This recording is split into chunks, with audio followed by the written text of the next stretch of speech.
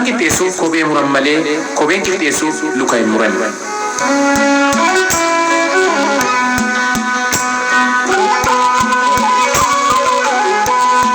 Mo'uu jechuun tokkoffaa bahuu qofa osoo hin taane jijjiiramas argamsiisuudha.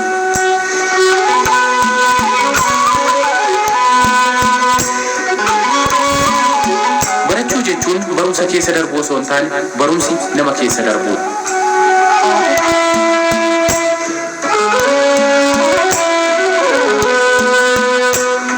Barumsa barattee yoo qoramtu jireenya immoo qoramtee baratta.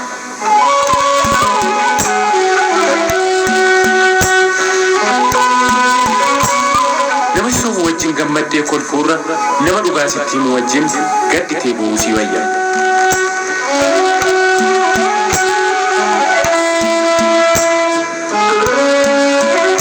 Namni carraa gaarii qabu osoo bishaan galaanaa keessatti darbataniiyyuu qurxummii afaanitti qabatee keessaa ba'a.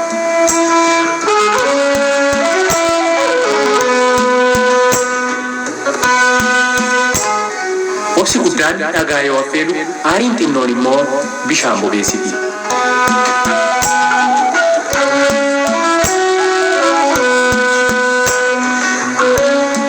Yeroo tokko tokko gammachuun guyyaa tokko gadda waggaa tokkotti jijjiirama.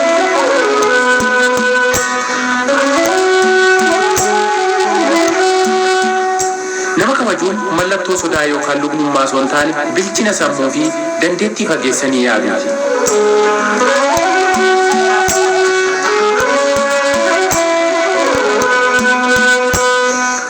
Jireenya kee fooyyessuudhaaf yaaliidhaan shaakalaati taasiftu keessatti kufaatiiwwan si mudatan kufaatii osoo hin taane akeektuu galma gahinsa yaalii keeti.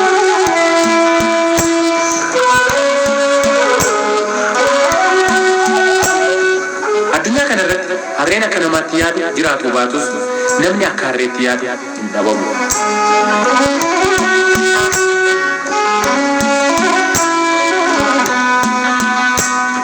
Akka addunyaatti yaadu akka naannootti hojjetu.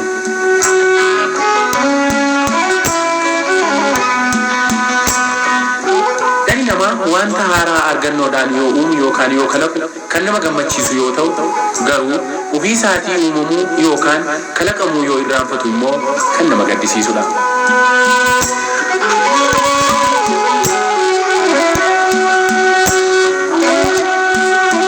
Kan nama qaanessu ba'aa guddaa sammuu irratti baachuu osoo hin taane sammuu hin yaadne baachuudha.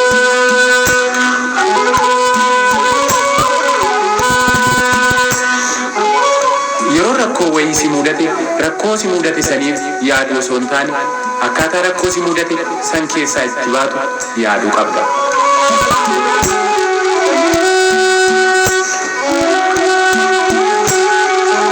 Osoo dhugaan kophee hin godhatiin dharti addunyaa naannofti.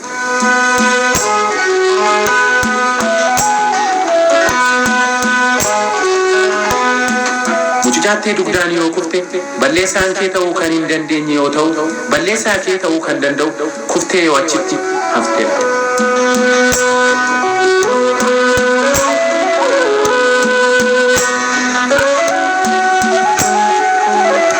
Wal beekuu irra walii beekuu wayya.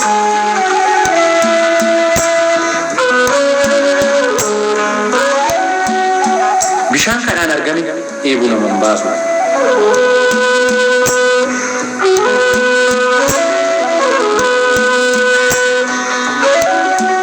Sareen yeroo hunda duttu akka hin barbaadamne of gooti.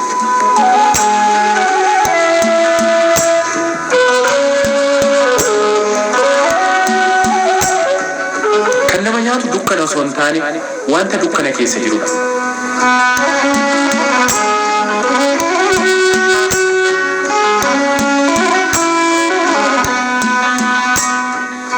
Irra caalatti kan dinqisiifatamuu qabu namoota addeessarra qubatan osoo hin taane namoota akkaataa isaan addeessarra ittiin qubatan barsiisanidha.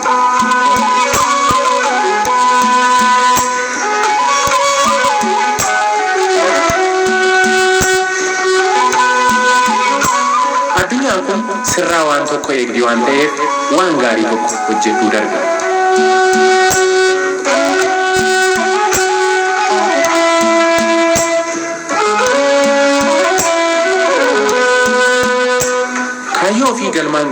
dhama'uun har'aaf dhandhammiisa kuraawaadha malee boru firii fi dhandhammiisa mi'aawaadha.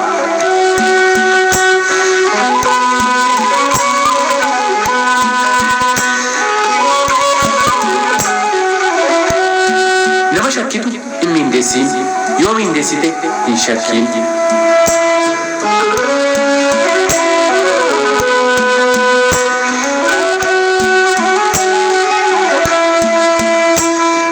Wanti calaqqisu hundi warqii sitti hin fakkaatiin.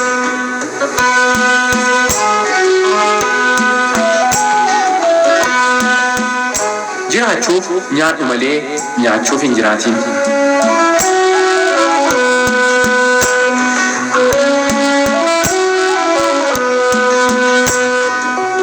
Waggaatti jiruu dabali malee jirutti waggaan dabaliin.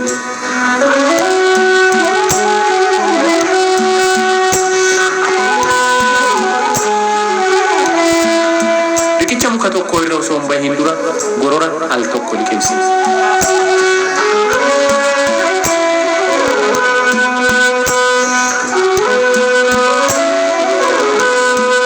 Balballi carraa al takka yoo si jalaa cufamte, yoo ati abdii kutachuu baatte kan biraa siif banamti.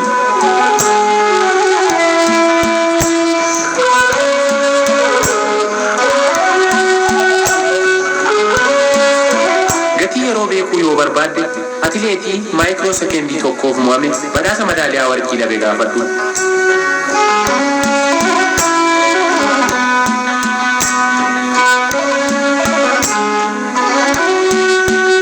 Bu'aa qabxii baruu yoo feete barataa qabxii duwwaa 5 qormaata kufe haasofsiisi.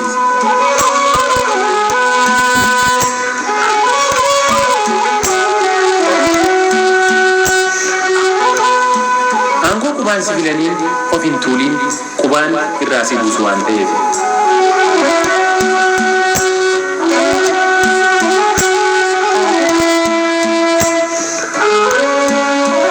Beekumsa qabduun hin booniin kan si caala beeku hedduutu jiraatii.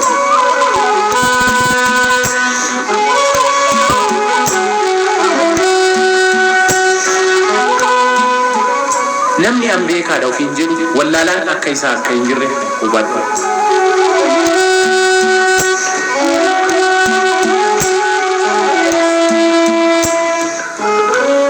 Hanga dandeettii keetti bara jireenya kee jijjiiri malee akka barri jireenya kee wal sitti hin jijjiirre tattaafadhu.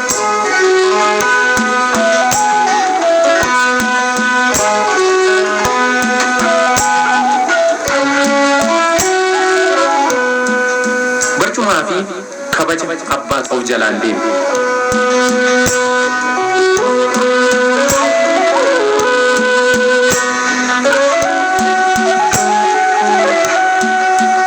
Bara rakkoo bishaantu muka namatti koora.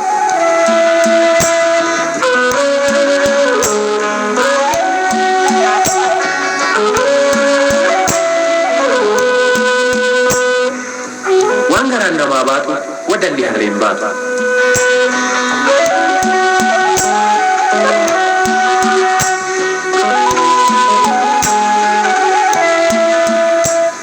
Lafa fardi sangaan hin jirre maxaanaatu itti harreedha.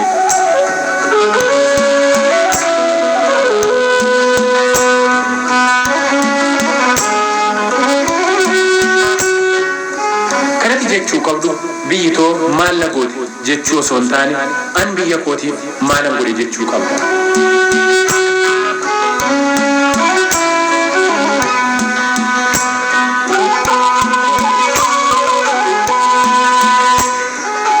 Baay'ee haasa'uurra baay'ee dhaggeeffachuu filadhu.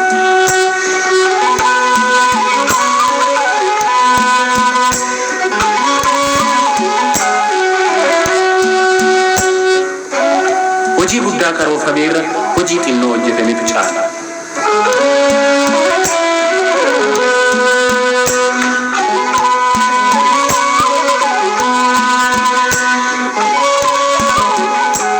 Bara jireenya kee keessatti yeroo dheeraa taa'umsaan dabarsiturra yeroo gabaabduu hojiin dabarsitutu bu'aa guddaa siif qaba.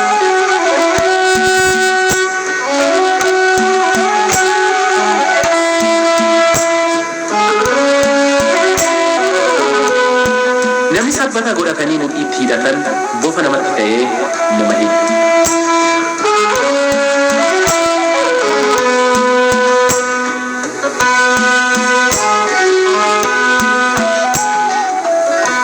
Akkuma jaalalli jiru jibbis jira waan ta'eef iccitii yeroo jaalalaa haasoftan yeroo jibbaa haasawuun wallaalummaan.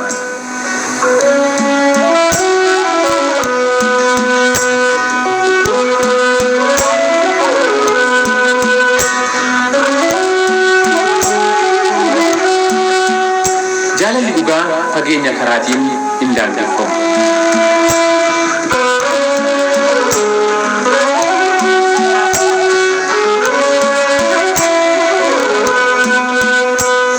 Jaalalli dhugaa uffuu jireenyaati.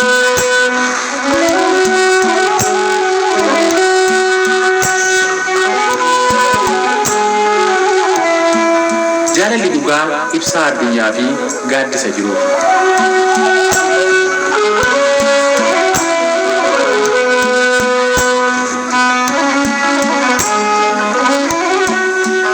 Nama jaalalli dhugaa kuffiseef guulli harkisa lafaa ittiin gaafatamu.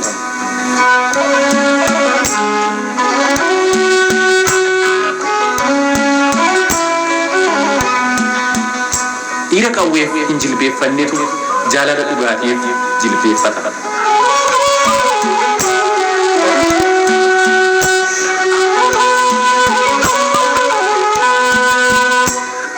Yoo nama taate fedhii keetiif osoo hin taane kaayyoo keetiif dursa kenna.